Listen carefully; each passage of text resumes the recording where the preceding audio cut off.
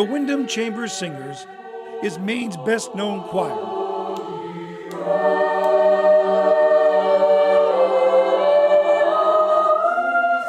Rick Nickerson became their director as a result of a number of life's coincidences. His first performances were far from fancy concert halls. My father was a square dance caller, and when I was about 4 years old, I used to listen to his records, grab the microphone, I'd memorize those songs, and we would go on family camping trips. And, and my dad would call us square dance, and they would always pull me up. I guess I was somewhat of a novelty.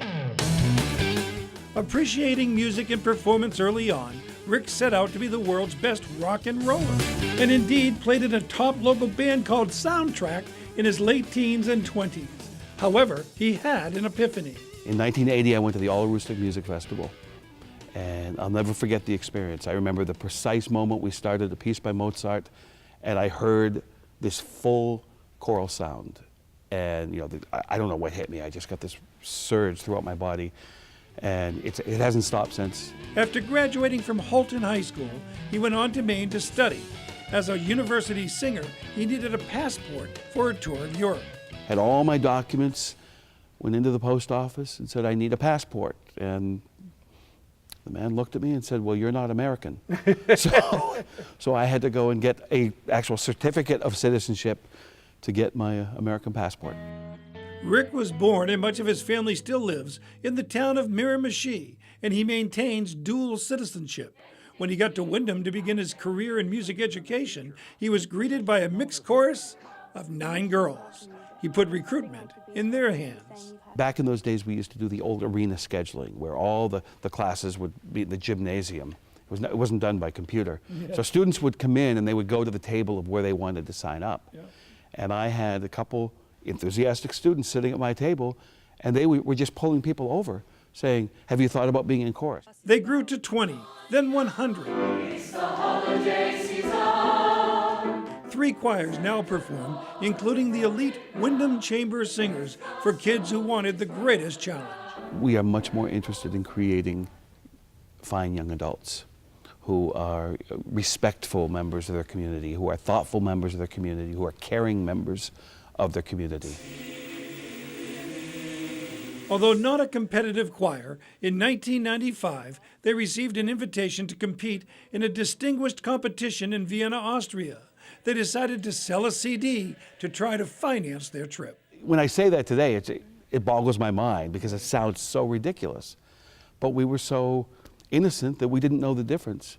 How many did you sell? 10,000. 10,000 plus in 5 weeks. We raised enough money for every kid in the choir to go to Vienna for 2 weeks and compete in this festival. And that was a victory right there. And how'd you do in the festival? Well, we won. It was a wonderful moment for Windham. The entire state was reveling in the success of this miraculous band of music makers. And they have made Windham a little town in an obscure state of Maine that people go, oh, do you still wear shoes, you know? I think it's going to change their lives. Pulling up off the exit in Gray, 2 o'clock in the morning, lights everywhere. I mean, it looked like some type of accident. Police lights, fire lights. As soon as we got off the Gray exit, I started bawling because I thought that everyone would just, go to bed. I didn't realize, how big of a deal this is going to be, Escorted back into the town of Windham. And then we get to the high school, and the front lawn of the high school is just packed with people. And it was certainly a great day in the history of this community. Praise the Lord, praise God's holy name, hallelujah. Rick has conducted on the Today Show in 18 states, 4 provinces, and 8 European countries. He has led the Magic of Christmas Choir, the Boy Singers of Maine, and still leads and is still music minister at the North Windham Union Church. He picked up a master's at Maine and a PhD in Kansas City. He remains a passionate Blue Jays fan. He loves baseball, which made his last appearance at Fenway Park special.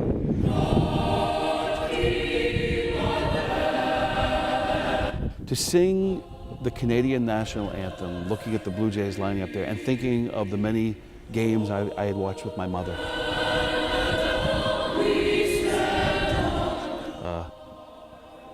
It was really a pretty special time. His list of awards, honors, and service is long.